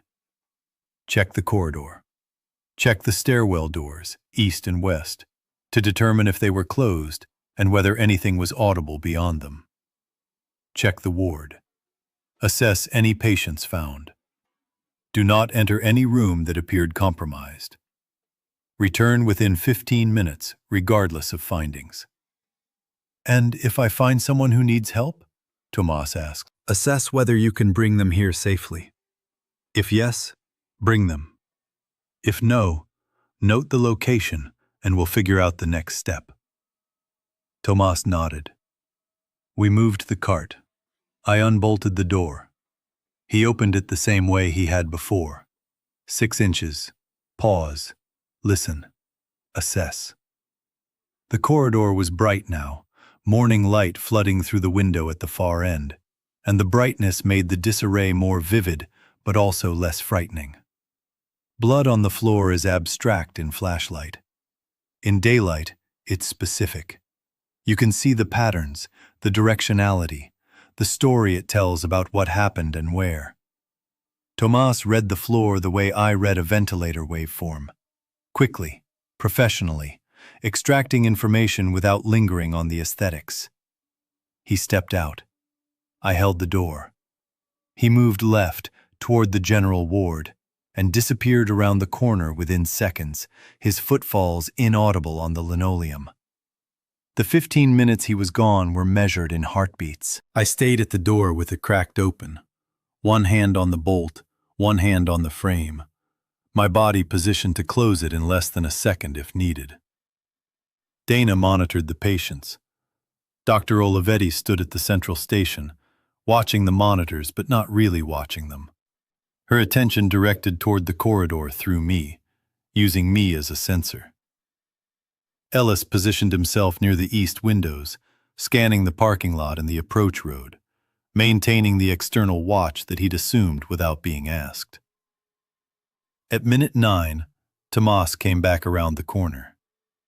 He was not alone. Behind him, leaning heavily on his arm, was a woman in nursing scrubs. Pale, exhausted, a bandage on her left forearm that was stained dark but not fresh. She was conscious, ambulatory, and moving under her own power with Tomas's support. And behind her was a man in a hospital gown pushing an IV pole that was no longer connected to anything, using it as a walking stick, shuffling forward with the grim determination of someone who has been told to move and is complying through will alone. They came through the doors. I sealed them behind. Dana was already moving toward the woman, hands out, assessing. Dr. Olivetti came forward and met the man with the IV pole and guided him to an empty chair. Tomas leaned against the wall and let out a breath that I realized he'd been holding since he left. The woman's name was Jackie. She was a night shift nurse from the general ward. She told her story in fragments, between sips of water, while Dana cleaned and redressed the wound on her forearm, which was a bite. She said the word without flinching, which told me she'd already processed its implications and arrived at whatever conclusion she was going to arrive at. She'd been bitten at approximately 11 p.m. by a patient who had turned. Her word, not mine, and the first time any of us had used it. And she had barricaded herself in a supply closet on the ward and spent the night waiting for the infection to take her. It hadn't. 6 hours, 7 hours, 8 hours, and she was still herself. Feverish, nauseated, terrified, but cognitively intact, and showing none of the behavioral changes she'd witnessed in others. She didn't know why. She didn't have a theory. She had a wound and a fever and the continued possession of her own mind, and she offered these facts to us as plainly as a patient presenting symptoms.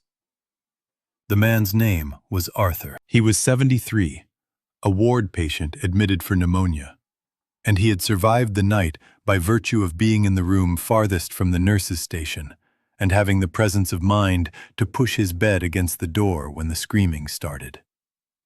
He'd stayed in that room, alone, in the dark, for 8 hours, listening to sounds he would not describe to us and that we did not press him to describe. Tomas had found him sitting upright in bed with his call light pressed, waiting for someone to answer. The call light. The image landed in my mind with a weight that surprised me.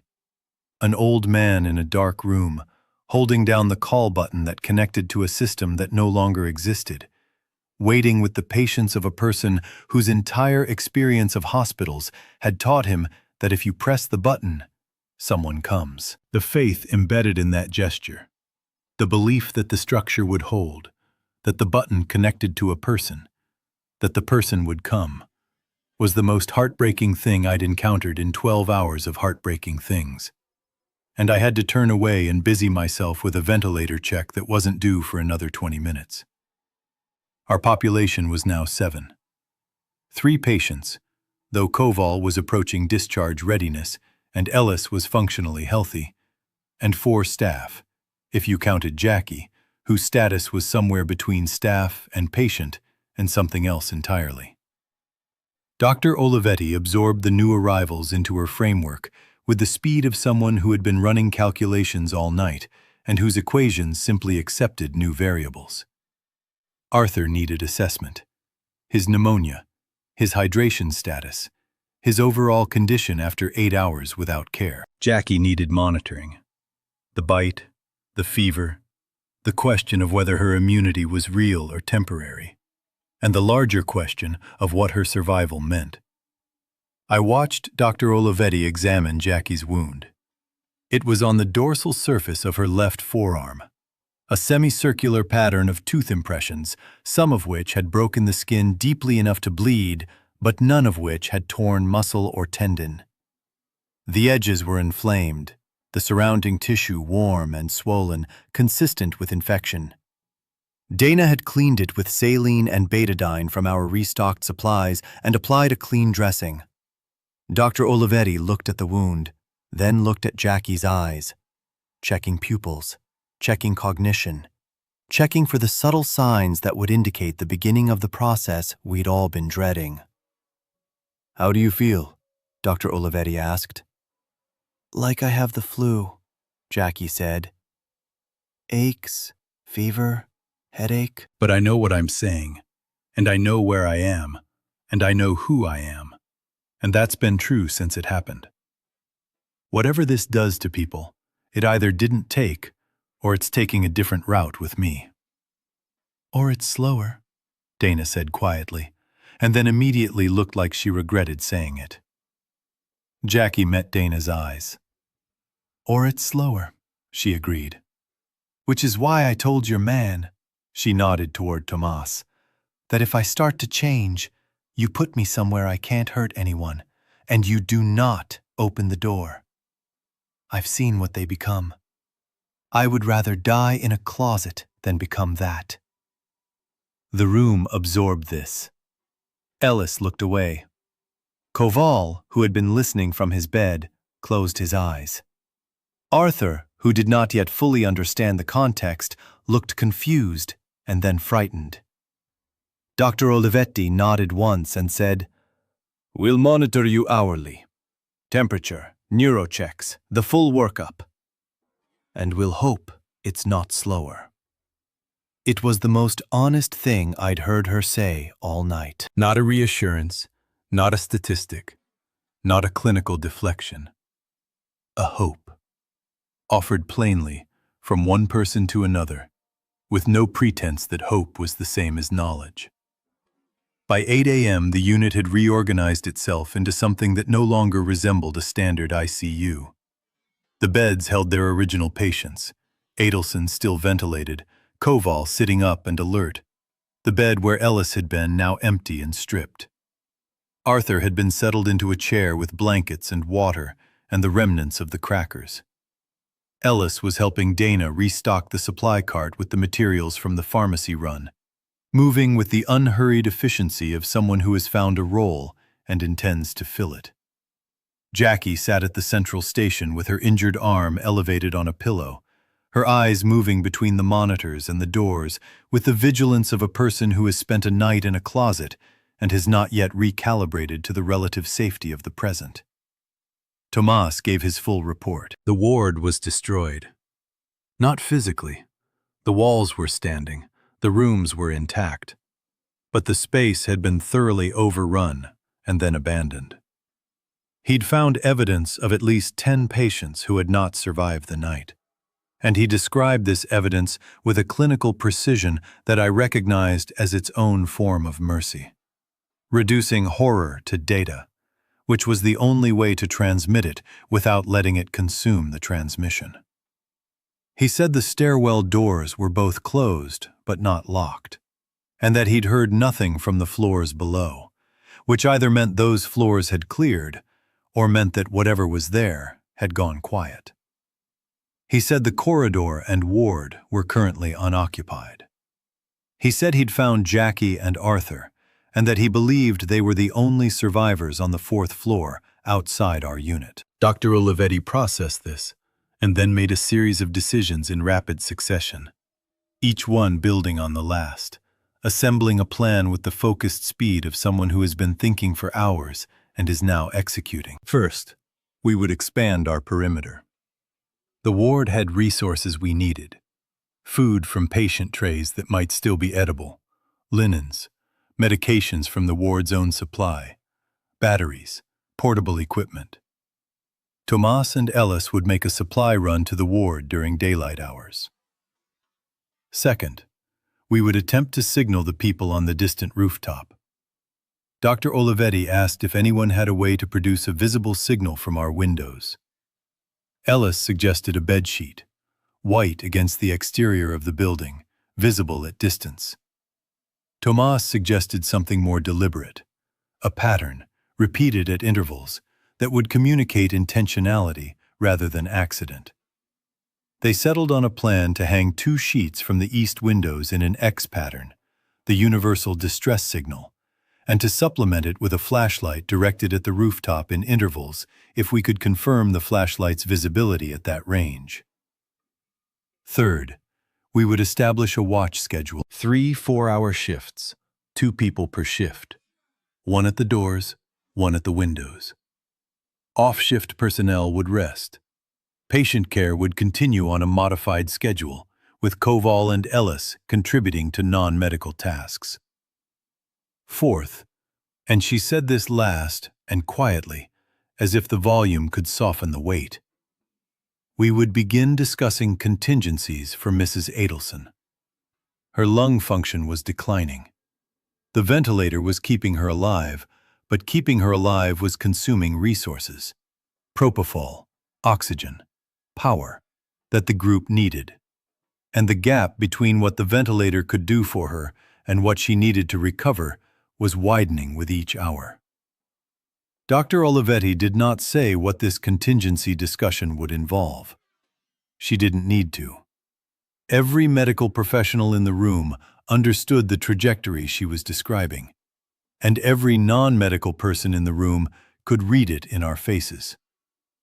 I excused myself to check Adelson's ventilator. Her peak pressures were at 34 now, higher than the 30 threshold Dr. Olivetti and I had set as our upper boundary. I adjusted the tidal volume downward, accepting a slightly higher respiratory rate to compensate, a trade-off that bought time but not improvement. Her oxygen saturation was 90 on an FiO2 of 70%, which meant I was delivering a high concentration of oxygen and getting marginal results, which meant her lungs were losing the ability to do their fundamental work. In a functioning hospital, she would be a candidate for prone positioning with a full team, for inhaled nitric oxide, for ECMO if things got desperate enough. Here, She was a candidate for what I could do with my hands and one machine and the knowledge in my head. And what I could do was diminishing. I stood at her bedside and looked at her face. The wedding ring, the laugh lines. Someone had loved this woman for decades, had touched that ring every day, had created those lines through years of shared joy. That person was somewhere. In a house, on a road, in a shelter. Dead. And they did not know that their wife was being kept alive by a machine in a sealed room, by a man who was running out of ways to keep the machine effective. I adjusted her pillow. I suctioned her tube. I documented the numbers on my clipboard. These were the things I could do, and so I did them. The morning hours passed in a rhythm that was new but already becoming familiar. Tomas and Ellis made their run to the ward and returned with a rolling cart loaded with supplies. Bottled water from the patient kitchenette, packaged crackers and juice cups from the dietary trays, a box of fresh linens, 2 boxes of medications from the ward's Pyxis machine that Dana had given them the override code for. They also brought back a portable radio from the nurses' station, battery-powered, the kind that exists in every hospital as part of the emergency preparedness kit, and that no one ever expects to actually use. Dana turned it on. Static on most frequencies. She scanned, slowly, methodically, the way she did everything, with patience and thoroughness. On the AM band, at a frequency I didn't recognize, she found a voice. It was distant, crackling, fading in and out, but it was a human voice, delivering information in the cadence of an emergency broadcast. We gathered around the radio the way people must have gathered around radios 70 years ago, leaning in, straining to hear, parsing fragments of sentences from the static. What we heard, pieced together across 20 minutes of intermittent reception, was this. The outbreak was nationwide. Major cities were affected. The military was establishing safe zones at designated locations, but the list of locations was garbled and we caught only fragments. A highway number, a compass direction, a word that might have been stadium or might have been station. There was a reference to a 72-hour containment window that had already passed. There was a repeated instruction to shelter in place if you were in a secure location and to proceed to the nearest designated zone if you were not. There was no mention of hospitals. There was no mention of medical facilities. There was no mention of the infrastructure that people like us and patients like ours depended on for survival. The broadcast ended, or the signal faded, we couldn't tell which, and the radio returned to static. Dana kept it on, volume low, scanning at intervals. The information it had provided was simultaneously reassuring and devastating. Reassuring because it confirmed that organized response existed somewhere. Devastating because it confirmed that we were not part of it. Jackie's temperature check at 9 a.m. showed 38.2. Still elevated, but not climbing.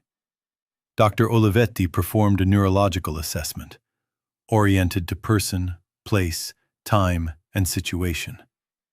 Pupils equal and reactive. Speech clear. Memory intact. Fine motor coordination normal. By every metric we could measure, Jackie was a person with a wound infection and a fever, not a person undergoing the transformation we'd witnessed described, and that she herself had witnessed firsthand. The mystery of her resistance was not something we could investigate. We had no lab, no imaging, no way to analyze her blood or tissue. But it was something we could observe, and observation was the only science left to us. "I think you might be immune," Dr. Olivetti said to Jackie. And the word immune hung in the air with a significance that transcended Jackie's individual case. If one person could be bitten and not turn, then the pathogen, or whatever it was not absolute. It had exceptions. And exceptions, in medicine, are the beginning of understanding. Jackie received this assessment with a nod that was not relief, but something more measured, more cautious. She had spent a night in a closet waiting to become something inhuman, and the news that she might not was arriving too late to undo the hours of anticipation which had left their own kind of mark. She touched her bandaged forearm and said, "I'd like to help. If I'm staying me, I'd like to be useful." Dr. Olivetti looked at me. I looked at Dana. Dana looked at Tomas. In the unspoken language of a team that had been forged overnight, we all arrived at the same answer simultaneously. "You're a nurse," Dr. Olivetti said. "We need nurses." Jackie stood, steadied herself against the edge of the desk, and walked to the medication cart. And within 5 minutes, she was helping Dana recalculate drip rates with the automatic competence of someone who has performed these calculations 10,000 times, and whose hands remember the work even when the rest of her is shaking. By 10 a.m., the unit held 8 people, 3 patients, Adelson, Koval, Arthur, and 5 functional adults. The balance had shifted. For the first time since we'd sealed the doors, we had more hands than tasks, which created a strange surplus of capacity that manifested as restlessness. Ellis paced. Tomas stood watch, but with a looser posture, his body language shifting from vigilance to patience. Dana and Jackie worked the patients with a coordination that was partly professional and partly intuitive. 2 nurses falling into a shared rhythm without negotiation. Dr. Olivetti sat at the central station and wrote. Not medical notes, but a plan. A list of contingencies. A decision tree that I saw over her shoulder and that branched into possibilities I hadn't considered. Evacuation routes, signaling schedules, resource rationing protocols. And at the bottom, in handwriting smaller than the rest, a line I couldn't fully read, but that I think said, "Criteria for withdrawal of care." I did not read it. I went to Mrs. Adelson's bedside and checked her vent and suctioned her tube and documented her numbers and did the work that was mine to do. At 10:30 a.m., Tomas called me to the east window. The rooftop we'd been watching, the distant fire station, had responded. The X of bed sheets we'd hung from our windows had been seen, and on the distant rooftop, someone had arranged something bright, orange, possibly a tarp or a rescue marker, in a pattern that Tomas interpreted as an acknowledgement. Not a rescue, not a plan. An acknowledgement. We see you. We know you're there. I stood at the window and looked at the orange shape on the distant roof, and felt something I had not felt all night. Not hope. Hope was too specific, too directional. Something more fundamental. Recognition. The sense that in the space between this building and that one, across a parking lot full of abandoned vehicles and a road that no longer connected anywhere, and a landscape that had been transformed overnight into something unnavigable, there was a line. Invisible, tenuous, defined only by the fact that 2 groups of people had looked at each other across a distance and confirmed each other's existence. It was not rescue. It was not a plan. It was the thing that comes before a plan, the prerequisite that makes planning possible, the knowledge that you are not the last. I stood there for a long time. The sun was climbing. The parking lot was empty of the infected now, fully cleared by daylight, and the morning looked obscenely normal. Blue sky, green trees, birds, the mundane architecture of a suburban medical district going about its photosynthesis and its birdsong as if nothing had changed. The incongruity was disorienting. The world outside looked like the world I'd driven through 12 hours ago on my way to a shift that I'd expected to be routine, and the disconnect between what I could see and what I knew was so vast that my mind kept trying to reconcile them, kept offering explanations. Maybe it's not as bad as we think. Maybe it's localized. Maybe by tomorrow. And I had to keep declining the explanations, had to keep choosing the harder interpretation, because the softer one would make me careless, and carelessness in this context was fatal. I went back to my clipboard. I checked the time. 10:47 a.m. We had been sealed in the ICU for approximately 14 hours. In that time, we had maintained 3 ventilated patients through a night, without electronic charting, without pharmacy support, without labs or imaging or consultants. We had lost no one. We had gained 3. We had made a supply run, expanded our perimeter, established external contact, and navigated a series of decisions that had no precedent and no protocol. We had eaten crackers. We had drunk water. We had listened to a woman die and had not been able to save her, and we had accepted a woman who should have died and watched her refuse to. Mrs. Adelson's ventilator alarmed. I crossed the unit to silence it, and this time the alarm was not a kink or a pressure change. It was a low battery warning on the backup system, which meant the hospital's main power was fluctuating, which meant the generator was beginning to struggle. I checked the other ventilators. Koval was no longer on one. He'd been breathing independently for hours. Adelson's was the only one drawing significant power. I calculated the battery reserve. 4 hours, maybe 5, before the internal battery would need external power restored. I told Dr. Olivetti. She received the information with the same nod she'd been giving all night. The nod that metabolized data and converted it to decision. She looked at Mrs. Adelson's numbers on the monitor, then at the paper chart where I'd been documenting the decline, then at me. "How long can you keep her stable?" she asked. "On current settings, with current lung function, on battery power? 4 to 5 hours. After that, I'd need to bag her manually." "And manually?" 2 people, indefinitely, in shifts.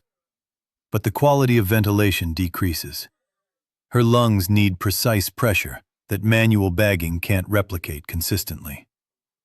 "What are you telling me, Marco?" I looked at her. She looked at me.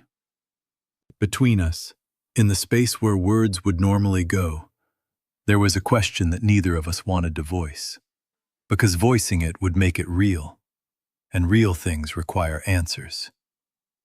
"I'm telling you that the machine can do what she needs for a few more hours.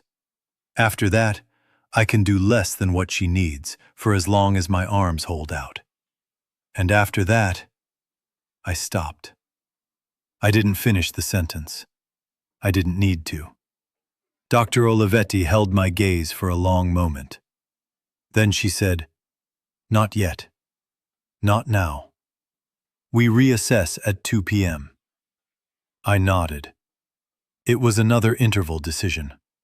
Another 6-hour window in which we would maintain standard care and pretend that the standard still existed, and that maintaining it was the same as providing it.